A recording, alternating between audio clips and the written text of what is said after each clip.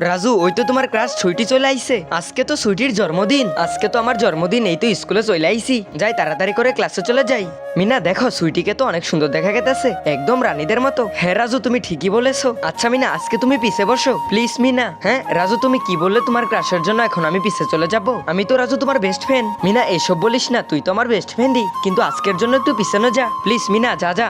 আচ্ছা ঠিক আছে, আজকের দিনের জন্য শুধু, কালকে থেকে কিন্তু আমি তোর সাথেই বসবো। হ্যাঁ ঠিক আছে। তো শেষে কি হয় সেটি দেখার আগে আল্লাহর এই সুন্দর নামটি দেখে যে ভিডিওতে লাইক করে চ্যানেলটি সাবস্ক্রাইব করে দিবে, হে আল্লাহ তুমি তাদেরকে হজ করা তো বিজ্ঞান করো। যাই ক্লাসে চলে যাই। সুইটি, হ্যাঁ এখানে বসো আজকে আমার সাথে। কি হলো, আসো।